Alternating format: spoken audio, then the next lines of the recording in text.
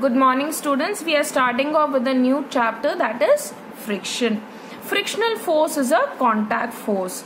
Here the objects are in contact or in touch with each other. So frictional force is one among the contact force. When the surface of one body moves or tends to move on the surface of another body, and then a force is generated which opposes the relative motion of the two bodies. This force is called the frictional force or friction. For example, there is a ball. You have applied some force and the object or the ball is moving. Now it rolls. Okay. After a while it stops. Now why does it stop? Because there is another force that is acting opposite to that of the rolling force or the force that you have applied. That is the frictional force. It is opposing this ball. Okay, it is in the direction opposite to the force that you have applied. So this is opposing the movement of the object. Friction also exists between two bodies in contact even when neither of them is in motion. Friction opposes motion. Now friction is a force that opposes motion. Now an object is stationary because of the frictional force. Suppose if there was no friction, the surface was very smooth, no friction at all, then what would have happened? This object would have continued, or the ball would have continued its rolling. Okay, it would have never stopped if there was no friction. Since there is friction, we see that the object is in rest. Okay. Friction also causes heating of the surfaces in contact. Frictional force has a following characteristic. It acts only when bodies are in contact with each other. That's why it's also known as a contact force. It's one among the contact force. Friction always opposes the motion of the bodies in contact. So it opposes or it does not allow the motion of the bodies in contact. It increases when two surfaces are pressed harder against each other. Let me try to explain this with an example. I am taking a brick and this is a floor and the force is applied. The brick will move. The force that is applied is little. Now I add another brick right on top of the first brick. So what happens?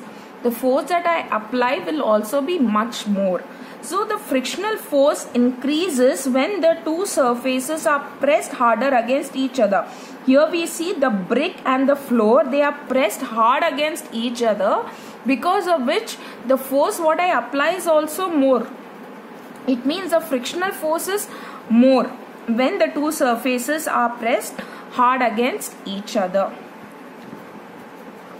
It causes wear and tear of the surface of contact of the body. So frictional force is also responsible for the wear and tear of the surfaces. To observe friction due to different types of surface. This is an activity that is there in your textbook. What you need? For this you need a toy car. Take a toy car and roll it across the floor of your house. Measure the distance covered by the car. Next, roll the car with the same force in your playground and measure the distance covered by it. Compare the two distances. Now over here we see we have the toy car. First we are trying to measure the distance covered by the car. When you roll it in the house, when you roll it across the floor of the house, second one is the playground.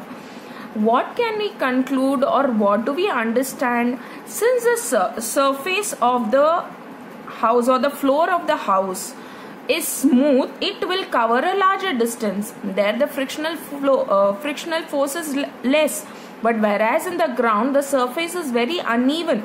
There the frictional force is more. There it covers very comparatively less distance it is able to cover when compared to the floor of the house.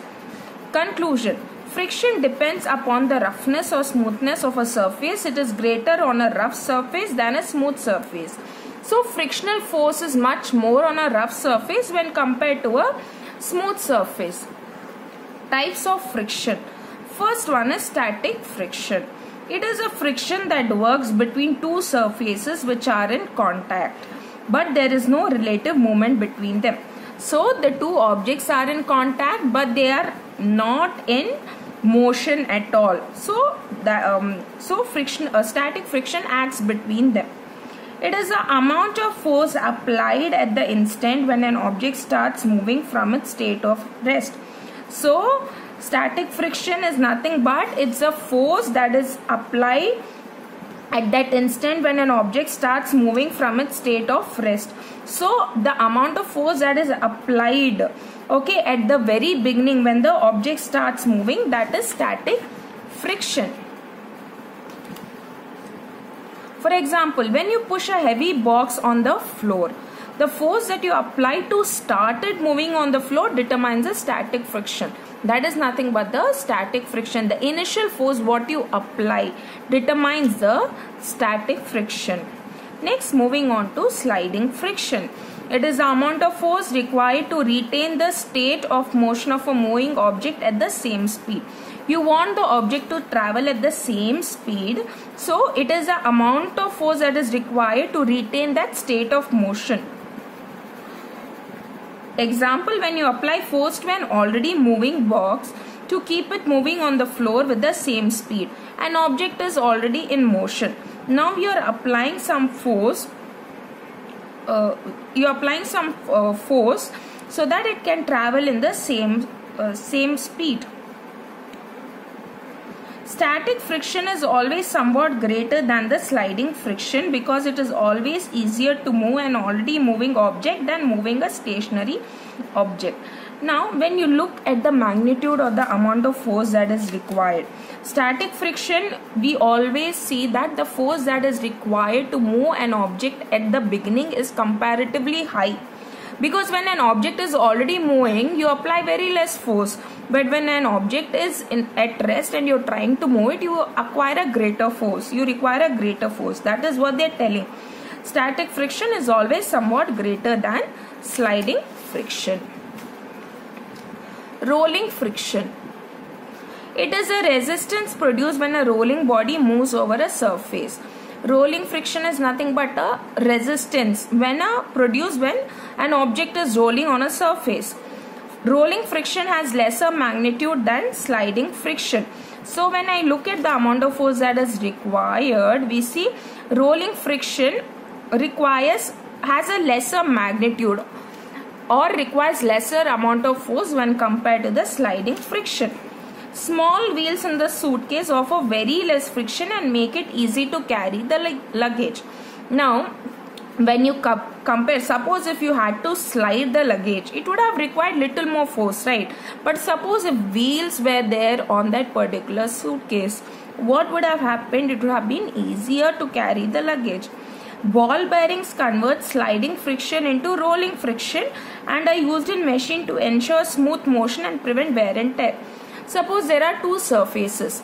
Now, the two surfaces sliding against each other. Now what happens? There will be wear and tear when they are constantly sliding. But if I add certain ball bearings, imagine you are adding certain ball bearings, what happens?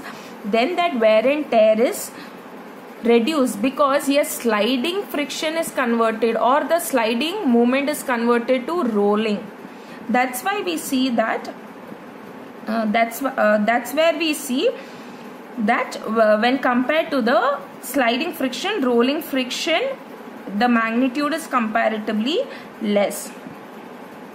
Fluid friction. This friction can be seen in fluids, liquids and gases.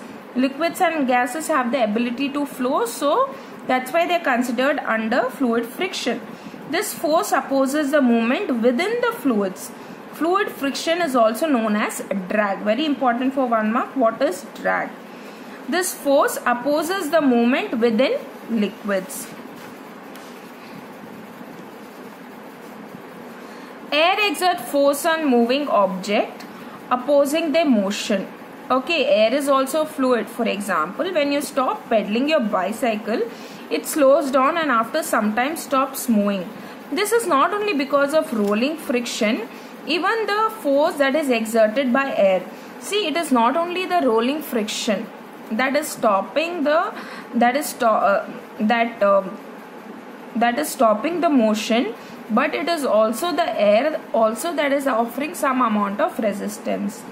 Fluid friction is experienced by an aeroplane flying in the air. Similarly, a boat stops when a boatman stops rowing it in water due to frictional force exerted by water on the motion of the boat. Fluid friction depends upon the nature of the fluid. For example, it is easier to stir a glass of water as compared to a glass of honey. We know the honey is slightly thicker when compared to water. So we see it is difficult to stir it because it offers greater friction. More the speed, more will be the fluid friction. In boats, we see that the ships or the boats are streamlined in shape to reduce this fluid friction. So we will continue in the following class.